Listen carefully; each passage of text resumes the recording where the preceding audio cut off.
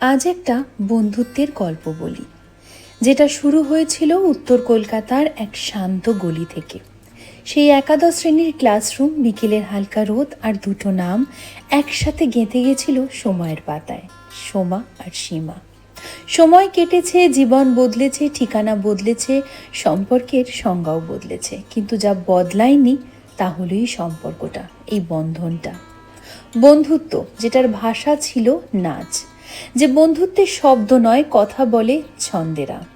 নাচ তাদের অবসরের সঙ্গী নয়, নাচ এক নিঃশব্দ বর্ণমালা, যেখানে পায়ের ছন্দেই লেখা হতো আবেগের চিঠি। আজও যদি হঠাৎ দেখা হয়, একটা পুরনো গান বাজলেই তাদের পা আপন মনেই নেচে ওঠে ছন্দে।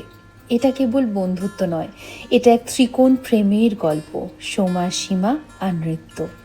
একটা এমন সম্পর্ক যার রং ফিকে হয় না, যার তাল থামে না, শুধু বদলে যায় মঞ্চ, আর থেকে যায় হৃদয়ের সেই অদৃশ্য মেলবন্ধন।